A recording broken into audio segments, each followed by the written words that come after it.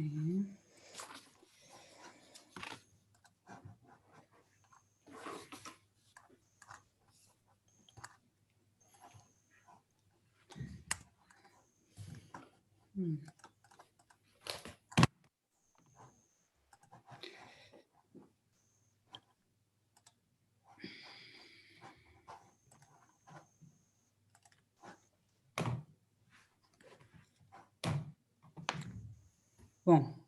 Bom dia a todos. Damos assim início ao nosso webinar em antecipação à ação de formação complementar, que se vai realizar nos dias 8 e 15 de janeiro, a ser dada pelos arquitetos paisagistas Pedro Batalha e Paula Simões, sobre rega sobre pressão.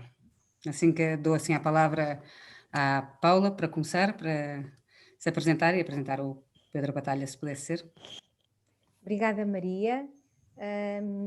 Eu não tenho muito a dizer, a não ser fazer um agradecimento enorme ao Pedro Batalha, arquiteto paisagista, por ter aceito iniciar esta nossa leva da APAP em formações. Nós queríamos há muito tempo concretizar formações temáticas e, por obra do acaso, acabou por ser a rega o primeiro tema.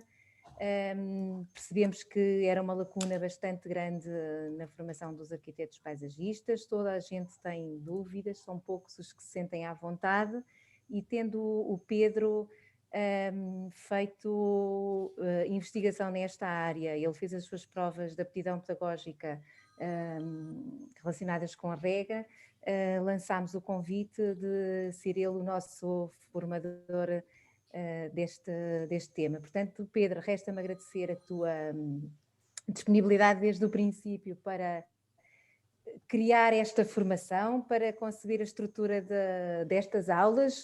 Com estas questões todas de Covid, acabámos por assumir que seriam online, porque quando começámos a pensar como é que seriam estas formações, ainda não tínhamos todas estas restrições, mas quero acreditar que vai tudo correr bem, e com a experiência que tu tens não vai ser difícil conseguir contornar todas as dificuldades que passam pela distância deste método.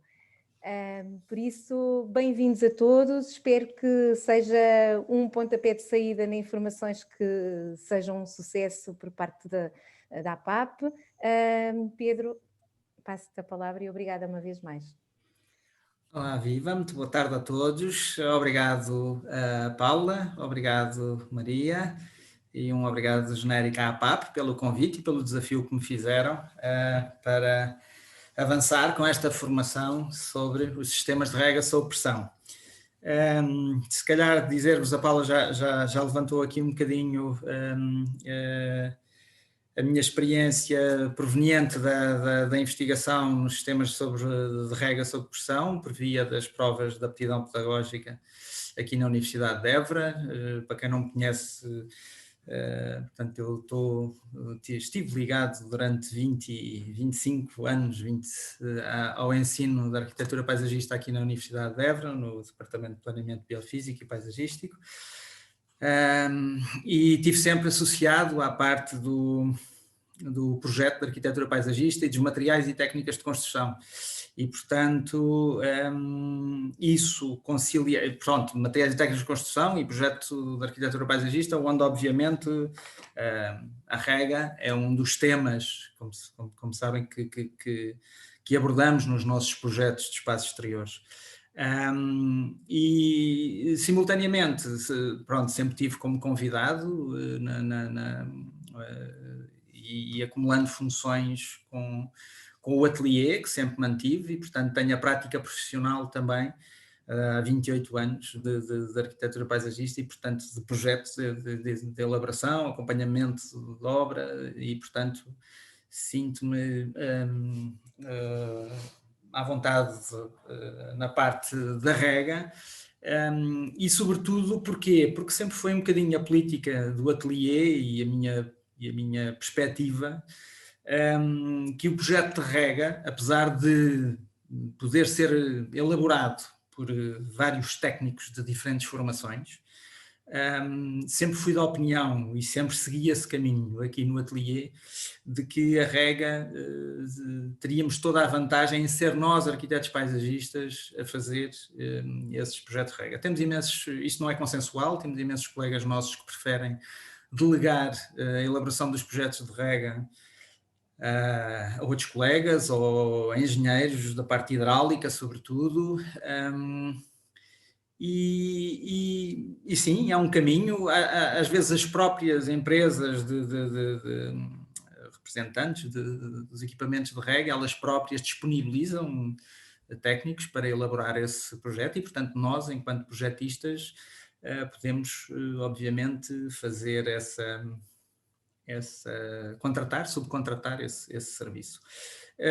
Muito rapidamente explicar-vos porque é que nós, por norma, aqui na PBAR, que nunca o fazemos, ou nunca o fizemos, por um lado porque fomos aprofundando o conhecimento e fomos estando relativamente à vontade com a elaboração do projeto de rega. Como tudo, é uma questão de acumulação de experiência e desenvolvimento e, portanto, isto, enfim, são algumas regras básicas para se fazerem os projetos, mas à partida, havendo essa experiência, são perfeitamente execuíveis e temos a capacidade e aptidão para os fazer.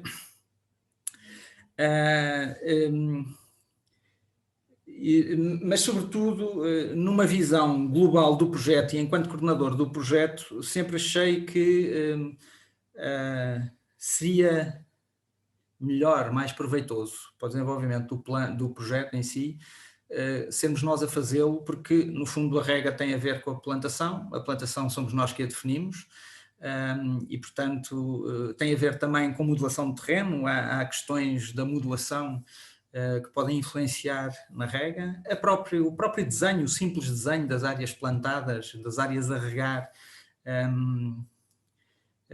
vai influenciar a tipologia de rega e vai influenciar o equipamento a utilizar e a geometria de rega, tudo isso. E, portanto, quer dizer, há aqui tantos fatores que passam pelas nossas mãos que entendo eu que é muito mais fácil nós, paralelamente a esses temas, plantação, a concepção geral, o desenho em si das áreas plantadas, a escolha da vegetação, a própria modulação, ou seja, se nós estamos a trabalhar nisso, se nós simultaneamente estivermos a trabalhar também na rega, este entrecruzar de informação e o vai à frente e vem atrás, porque como bem sabem, no projeto de arquitetura há este constante, na parte de projeto de execução, há este constante vai e vem, não é? De informações que vêm de uns temas para os outros e que se corrigem aqui e que têm repercussões ali, e este vai e vem, se nós o tivermos concentrado no nosso espaço, no nosso ateliê, é muito mais fácil de gerir do que eu ter que trancar um plano de plantação para depois enviar por mail para o engenheiro e o engenheiro vai desenvolver, mas eu depois, entretanto, tive uma alteração e eu tenho que comunicar e há este vai-vem, isto torna-se tudo muito mais, eventualmente, mais complicado. E, portanto, sendo a rega uma coisa que há que desmistificar, porque não é uma coisa do outro mundo, eu acho que se nós pudermos, e se tivermos gosto por isso, porque também é preciso gostarmos daquilo que fazemos e, portanto, é preciso, enfim, gostar de fazer a rega, não só saber, mas também gostar. Se conseguirmos conciliar isto tudo, eu acho que faz todo o sentido e tem sido esse o meu caminho, que sejamos nós a desenvolver o projeto de rega internamente.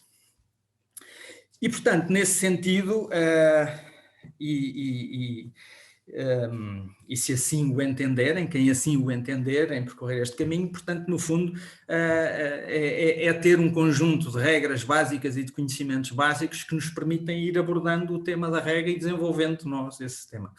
E nesse sentido, enfim, há aqui um conjunto de informação que se considera como básico para a aprendizagem da rega e que no fundo está aqui condensado nestes 2 dias de formação que vamos lançar, no dia 8 e no dia 15, e que passam por coisas tão simples como, numa primeira instância, perceber como é que se constitui o sistema de rega, percebendo que o sistema de rega tem 3 grandes sistemas, o da adução, que no fundo tem a ver com onde é que a gente vai buscar a água, quais é que são as nossas fontes de água, que podem ser de variadíssima ordem, Depois o sistema de condução e transporte, que tem a ver com todo o sistema de tubagem para conduzir a água desde o ponto de captação ou da nossa fonte de água até às zonas de distribuição. E depois então temos o sistema de distribuição, que no fundo constitui os equipamentos que vão deitar a água para o solo, para as plantas, e portanto temos estes 3 grandes grupos. Pronto, a ideia é um bocadinho avançar um bocadinho em detalhe na constituição de cada um destes sistemas, das tipologias de equipamentos que são utilizados nestes sistemas, sobretudo na distribuição, os 2 grandes grupos de rega, que é a rega localizada e a rega por aspersão.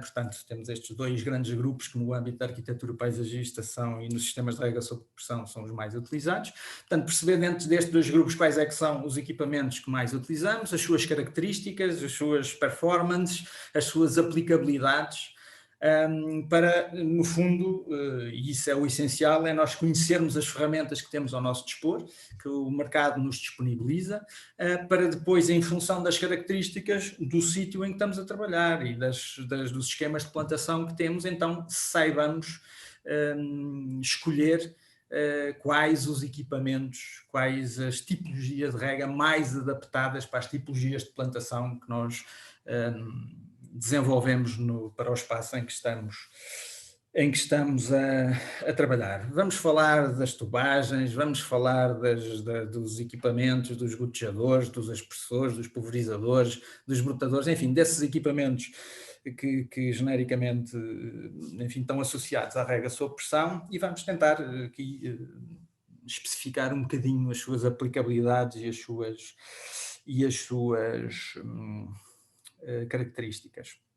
Vamos falar também da parte da programação, dos sistemas de programação, das eletroválvulas, dos programadores, e com isto varremos de alguma forma os equipamentos com que nós vamos trabalhar. Tendo feita esta apresentação, vamos então passar para o projeto de rega propriamente dito. E o projeto de rega tem basicamente 4 questões fundamentais na sua elaboração, que implica conhecimento, regras que eu vos tentarei passar. Por um lado,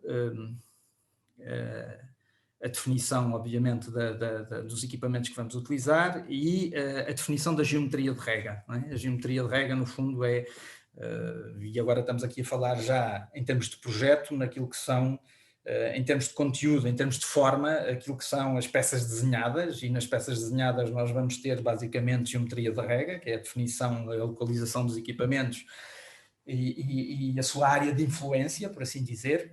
Vamos depois ter uma parte que tem a ver com a definição das estações ou dos setores de rega, não é?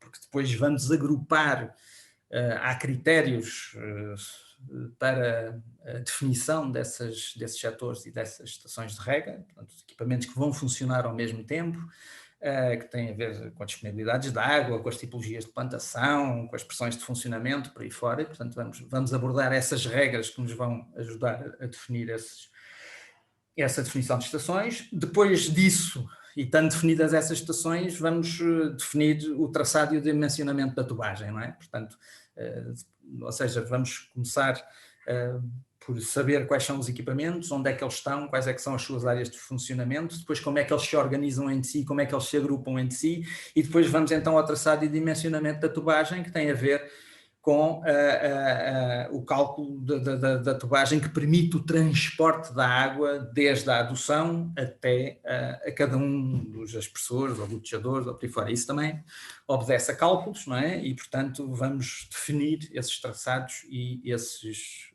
dimensionamentos dessa tubagem. E, por fim, o sistema de controle e de programação. No fundo, depois é preciso, enfim, num sistema automático, como o próprio nome indica, é preciso o automatismo. O automatismo tem a ver, então, depois com o controle e a programação, que utiliza também determinados equipamentos e que vamos tentar perceber as regras de programação e os equipamentos que são utilizados para isso. E espero eu, com base nestas regras, que vocês fiquem, e vamos recorrendo aqui a alguns exemplos práticos que vos poderei tentar ver, depois mostrar. Depois há aqui também aquela questão que também é importante para se entrar no esquema da rega, que é o perceber como é que se consultam as tabelas das prestações de cada um dos equipamentos. Isso é importante também estarmos familiarizados com essa leitura e com essa informação que nos é disponibilizada pelos diferentes fabricantes e representantes das diferentes marcas. E com base nisso, espero eu que se fique com uma ideia genérica do que é o projeto de rega, e depois poderemos falar ainda em aspectos práticos, se tivermos tempo para isso, relativamente à instalação do sistema de rega, portanto, apresentando aqui algumas imagens e algumas dicas sobre a instalação, no fundo, do sistema de rega, e eventualmente também ainda sobre a manutenção e a conservação. Pronto, isto sempre recorrendo, enfim, a alguns exemplos, a algumas imagens. Vamos ter algum debate e tentar tirar algumas dúvidas no fim de cada sessão, ou de cada bloco, para tentar sempre acompanharmos em cima as dúvidas que possam ser levantadas a cada uma da informação de cada um dos blocos. E pronto, e é um bocadinho isto que está em perspectiva. Espero que seja sedutor e que corresponda aos vossos anseios, e que justifique o vosso investimento nestas 2 sessões de rega. Estamos cá para tentar que seja o mais profícuo possível, que seja o mais proveitoso para todos vocês, e para já acho que é isto. Maria, Paula, não sei se querem, os presentes, se quiserem levantar algumas questões sobre o tema. Dizer isso, se alguém tiver alguma dúvida, eu entretanto vou pôr aqui no bate-papo o link para a ficha de inscrição. Estou também a preparar o folheto de divulgação para pôr nas redes sociais, mas se entretanto alguém tiver alguma dúvida, agora seria o momento. Já agora, desculpa lá, Maria, só dizer aqui uma outra coisa que tem a ver um bocado aqui e hoje, enfim, no contexto atual e nas modificações, nas alterações climáticas que estão a acontecer. Cada vez mais é mais pertinente a questão da rega, e muitas vezes, ou cada vez mais, do ponto de vista dos nossos clientes, e quanto mais não seja da opinião pública, o recurso água tem que ser utilizado de uma forma cada vez mais consciente. Vai ser certamente um desafio crescente para o futuro, esta utilização da rega. E aqui um bocadinho a mensagem é, bom, a rega tem que ser utilizada, a água para a rega tem que ser utilizada de facto de uma forma muito consciente. Isso passa por nós, enquanto arquitetos paisagistas e enquanto participantes na definição do espaço verde, do espaço público ou privado, mas do espaço verde, termos nós também a presença de que teremos que ser cada vez mais conscientes na utilização da vegetação e das tipologias de plantação, no sentido de assegurarmos que as necessidades de água sejam mínimas, porque o recurso água assim o pede.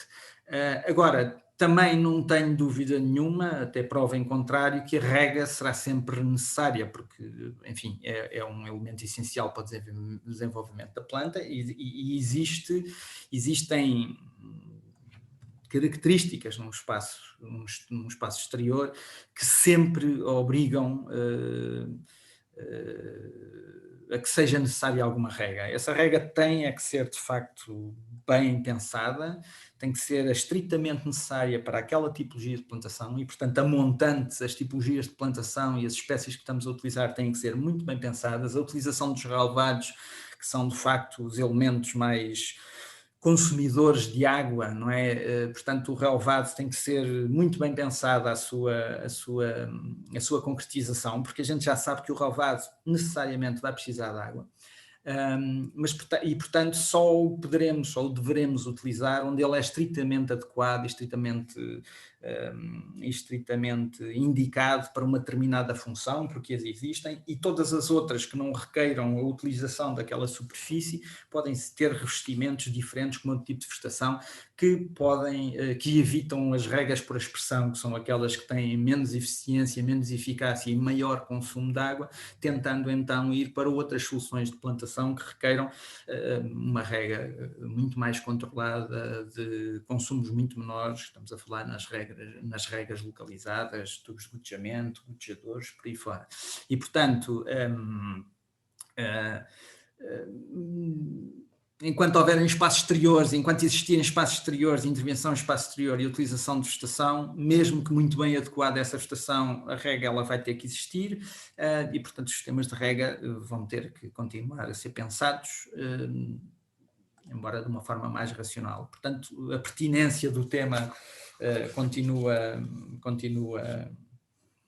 na ordem do dia, penso eu, não vejo, não continuo a fazer em todos os meus projetos, continuo a entrar sempre o tema da rega, enfim, cada vez mais otimizada, cada vez mais adequada e cada vez mais restrita ao estritamente necessário, mas que ela é necessária é outra reflexão para se fazer.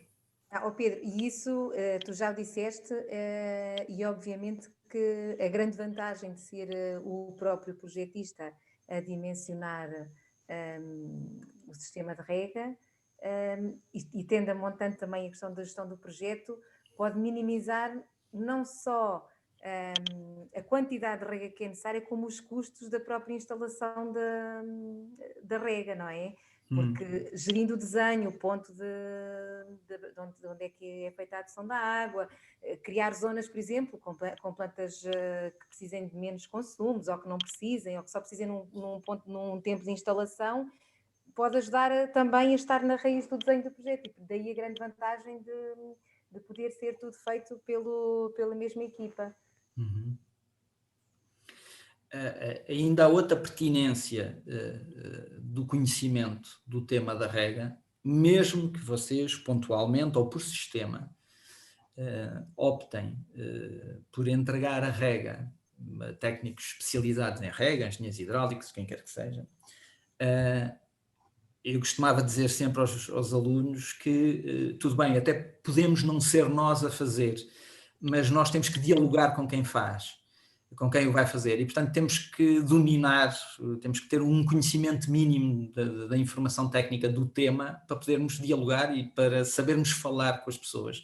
Isto passa-se com um engenheiro quando nos ajuda a fazer o cálculo de fundações e estruturas de um muro de suporte ou uma coisa qualquer. Eu tenho que saber o que é o betão, tenho que saber o que é uma armadura, tenho que saber o que é... Enfim, há uma série de especificações que tenho que saber, ou eu tenho que saber de estruturas de madeira ou de ferro quando estou a calcular uma pérgola, mesmo que não seja eu a calculá-la, não sei, eu tenho que dialogar com os técnicos que o vão fazer. E, portanto, se nós não sabemos a linguagem deles, se nós não temos um conhecimento mínimo, o diálogo torna-se difícil, a compreensão às vezes fica complicada e por vezes o projeto sofre com isso, não é? Porque há mal entendidos. Portanto, também, mesmo que vocês não tenham essa apetência, mesmo que não o queiram vir a fazer por norma, o conhecimento base desta informação sobre a rega, eu acho que é sempre uma mais-valia, no sentido, quanto mais não seja, de facilitar esse diálogo com quem a vai fazer.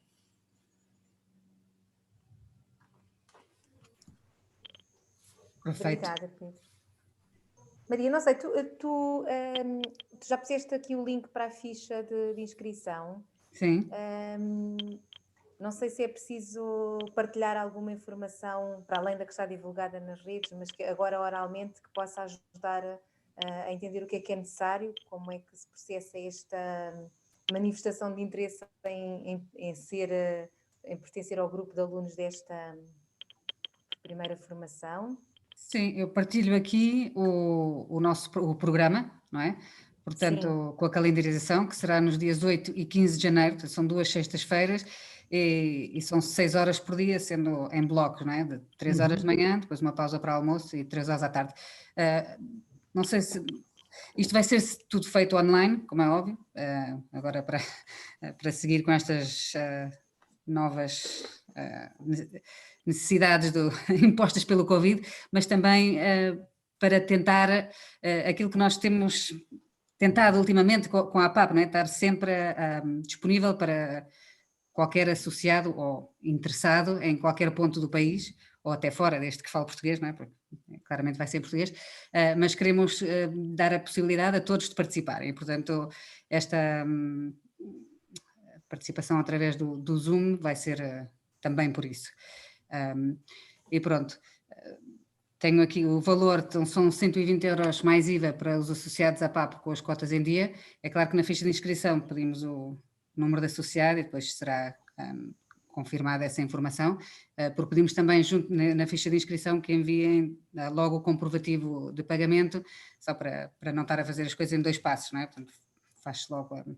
E todos os outros, portanto, não sejam associados da APAP, são 150 mais IVA, e como estávamos a falar antes de começar, portanto, isto são 12 horas de formação que podem ser usadas para a formação anual obrigatória, profissional, aquela formação profissional obrigatória, uma vez que vamos passar os certificados de participação e vai ser, como temos a Paula que vai participar como formadora certificada pelo IEFP e, portanto, para assegurar que esta formação tem toda a certificação necessária. É reconhecida como formação certificada para, por exemplo, para as autarquias, para não só para o conhecimento de cada um de nós e ter isso no seu currículo, mas também para ao nível, a maior importância será seguramente nas autarquias para justificar a afetação dos técnicos a esta formação dentro do horário de trabalho como um complemento da formação que é obrigatória ser realizada.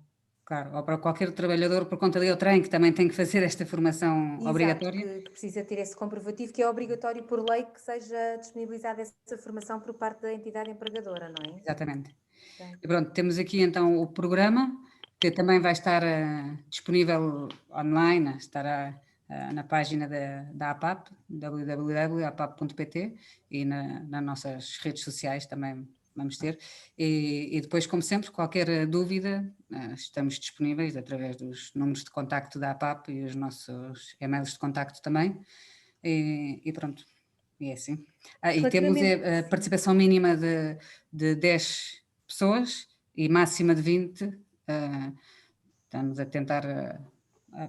não sei, tentar conseguir pelo menos 15 seria perfeito, né? Estamos assim a nível mínimo de 10 pessoas, mas e máximo de 20 para também não ser muita gente. Isto, ao ser uma formação online, estamos a testar para assegurar que toda a gente tem a possibilidade de fazer as perguntas e responder a todas as dúvidas que tenham, portanto é isso. Sim, eu há bocadinho quando estava a interromper era precisamente para dizer que eu acho que uma das grandes vantagens da experiência pedagógica que o Pedro tem e profissional, o ter as duas experiências, eu acho que vai ser de facto uma grande mais-valia para uma formação destas online e como experiência, porque estamos a começar com estas formações. E nisso eu acho que podemos ficar tranquilos porque, parecendo que não, são 20 anos a dar aulas, eu fui aluna do Pedro, não é? E de facto eu acho que agora vai ser muito bom, porque ainda antes de nós termos as dúvidas, já o Pedro sabe o que é que são os problemas, e essa experiência acho que vai ser muito positiva para resolver a distância, que obviamente que ser por Zoom, que possa trazer em algumas questões mais práticas. E depois a componente prática que o Pedro tem, porque também faz projetos, ainda há mais do que esses anos todos que ele deu de aulas, portanto é ouro sobre azul juntar estas duas valências no Pedro e de facto por isso acharmos que ele era de facto o formador ideal para este tema. Exatamente. Pronto, eu vou dar aqui uma passagem rápida no Facebook para assegurar que não há nenhumas... Aqui está.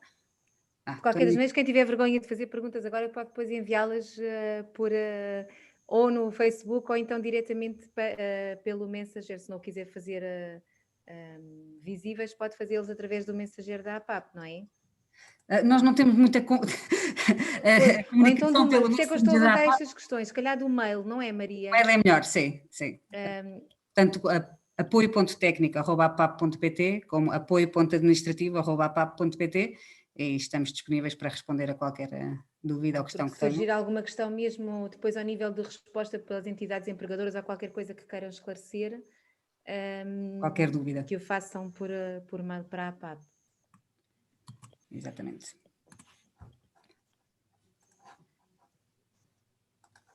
E pronto, Eu não sei, eu se calhar começava. perguntava às pessoas que estão aqui connosco quais são as motivações, ou quais é que são as... porque é que aqui estão hoje, não é? O que é que as trouxe a assistir a este webinar? Porque nós também queremos, independentemente de ter este desenho traçado para esta formação, queremos responder de facto às necessidades e às dúvidas dos arquitetos paisagistas, e eventualmente se houver alguma questão que possa ser levantada, que o Pedro seguramente que estará disponível para acrescentar, para fazer, e portanto acho que era importante percebermos quais é que são essas motivações para estarem connosco. Está tudo cheio de vergonha.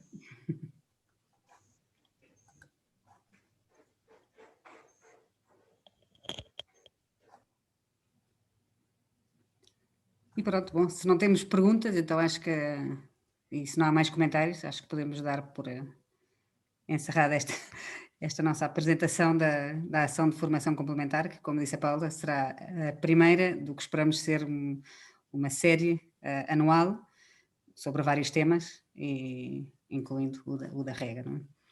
Assim que... Alguém quer dizer alguma coisa mais? Eu só quero agradecer a presença de todos e espero encontrar-vos no dia 8 e no dia 15, cá estaremos. Muito obrigada. E obrigada pela disponibilidade e estamos ansiosos. Obrigada Pedro, obrigada Maria, obrigada a todos os presentes e votos de um bom ano. Porque, E um bom ano para todos, é verdade. Nós iremos encontrar só em 2021. É verdade.